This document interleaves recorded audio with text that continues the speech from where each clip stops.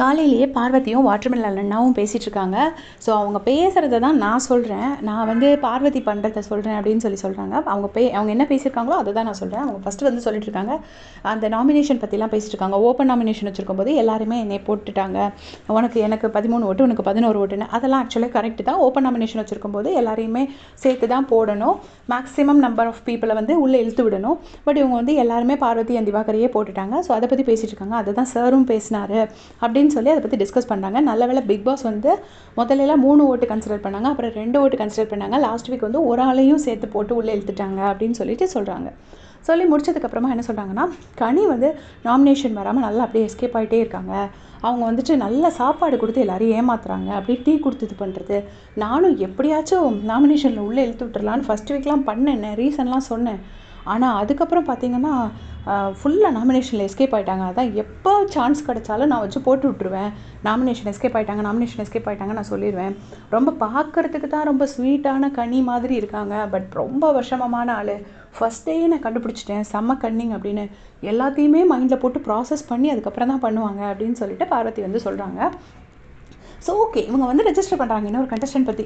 அப்போ மற்றவங்க வந்து ரெஜிஸ்டர் பண்ணுறாங்கன்னு இவங்க ஏன் சொல்கிறாங்க? இவங்களும் ரெஜிஸ்டர் தானே பண்ணுறாங்க.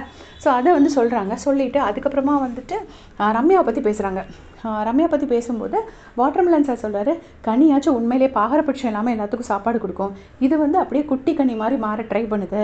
ஆனால் இது பாரபட்சம் பார்த்து தான் சாப்பாடு கொடுக்குது. பிடிச்ச ஆளுக்கு நிறைய கொடுக்குறது, பிடிக்காத ஆளுக்கு கம்மியாக கொடுக்குறது அப்படின்னு சொல்லிட்டு ரம்யா பற்றி சொல்கிறாங்க. அது வந்து பார்வால் அக்செப்ட் பண்ண முடியல.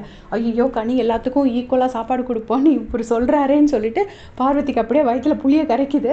ஆக்சுவலாக வந்து இவர் வந்து இல்லை நம்ம உண்மையை ஒத்துக்கணும்ல, கனி வந்து யாருக்கும் பாரபட்சம் பார்க்காம எல்லாத்துக்குமே நல்லா சாப்பாடு கொடுக்கும் அப்படின்னு சொல்லிட்டு கனியை வந்து ப்ரைஸ் பண்ணி வாட்டர்மெலன் சார் சொல்கிறாரு.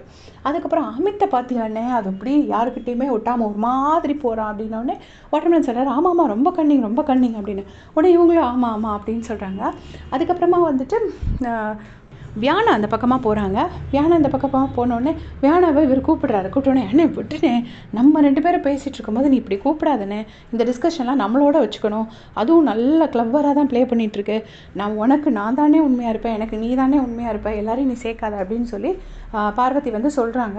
ஸோ இந்த மாதிரி டிஸ்கஷன் போயிட்டுருக்கு. பேசிக்கலி இவங்களை தவிர வேறு எல்லாருமே விஷம், பாம்பு, கன்னிங் இதான் இவங்க யூஸ் பண்ணுற வேர்ட்ஸை. அது எல்லாமே முதல்ல ஒரு வாட்டி தன்னைத்தானே அவங்க கண்ணாடி பார்த்து சொல்லிக்கிட்டாங்கன்னா கரெக்டாக இருக்கும் அப்படின்னு நான் நினைக்கிறேன். உங்களுடைய கமெண்ட்ஸை சொல்லுங்கள்.